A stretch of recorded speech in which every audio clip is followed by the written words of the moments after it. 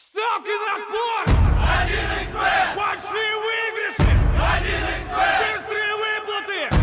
1xbet! Надежный букмекер! 1xbet! Букмекерская компания. Мен Осмонова Нурия Чойкараевна. Ушу KCB банктан кредит алганым чын. Ошонун астаттагы менде $5846 калган. Марттын 29-unda машинаны таштаганмын банкка. Ошо канча сумма. Июнда сатышкан экен машинаны. Ошондо 5700-ге саткан экен машинаны. Бул эме башка хозяин балага. И еще без меня они купли-продажа менен сатышкан, хозяины жок болуп. Эми азыр берден ошо калган сумманы төлөйсүңөр деп дагы $846 төлеңиз канчасы? машина ошо 5700-ге сатылыптыр. Мен астатак сумма $5846 калган.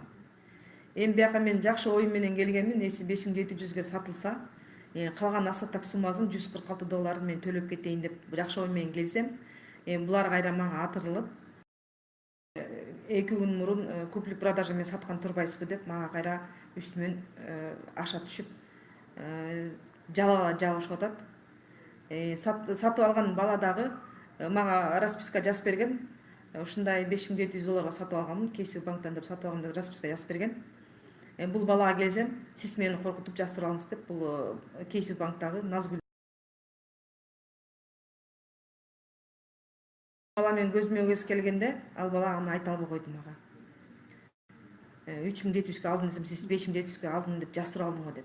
Берден эч кандай андай жаздырып алган эмес, өзүнүн каалоосу менен жазып берген. Мен де өз каалоом менен оформить бергем. Если мындай боло турган болсо, мен оформить этпейт болчумун. Айтыңызчы, сиз машинаны оформлять этели, машинанын акчасын банкка төлөп жатканын көрдүңүзбү, көргөн жоксузбу? Жок, мен аны көргөн жокмун. Даже айтышкан да жок, чтоб машина сатылды деп айтышкан жок. Жөн эле келип, соглашение болду, ошого колуңар коюп кеткиле деп канча жолу айтышкан, бирок мен келген жокмун. Ден соолукка байланыштуу келе албай калдым. Кол койдуңуз беле? Кол койгон эмесмин, эч нерсеге кол коюлган жок, эчтеке болгон эмес. Кан боюнча биз эч нерсе кылган эмеспиз, келген эмеспиз. Өткөнү дагы сатышканы дагы мага чалып коюшкан жок. Вот ошол. Анан булар айтып атат, майда чалганбыз, анан мынчада чалганбыз дейт. Өздөрү июнда сатышса мага майдан каяктан чалмак эле. Айтыңызчы, ошол жанагы машинаны сатып аткан учурда же оценка койгонбуз, баалаганбыз деп атат. Ошол баалоо комиссиясы менен сизди тааныштырды беле? Комиссиясы менен тааныштырган. Ал комиссиясы 4,5 баалашкан машинаны. 4,5 баалашкан. 4,5 баалаган болсоңор, анда биз сатпайбыз деп биз кеткенбиз. Кийин кайта ал былтыр болчу, 2018 болчу. 2019-да биз жабабыз деп машинаны таштаганбыз. Оюбуз ошо калган астатак суммага жабылыш керек болчу бул. Бүгүнкү күндө банк сизди дагы канчаны төлө деп жатат? Бүгүнкү күндө банк дагы $846 төлөйсүңөр деп атат.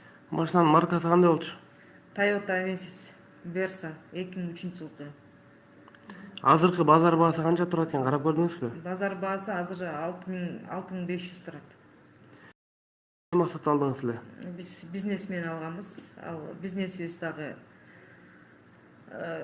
толук болбой калды. Жартылай ошо алган акчабыз жетпей калган. Толук болбой, азыр иштелген да жок, ал бизнес токтоп калды. Биз банкта акча алган себебибиз залогубуз үй болчу, үйүбүз өртөнүп кеткен. Ол ошо менен токтолуп калган. Болду.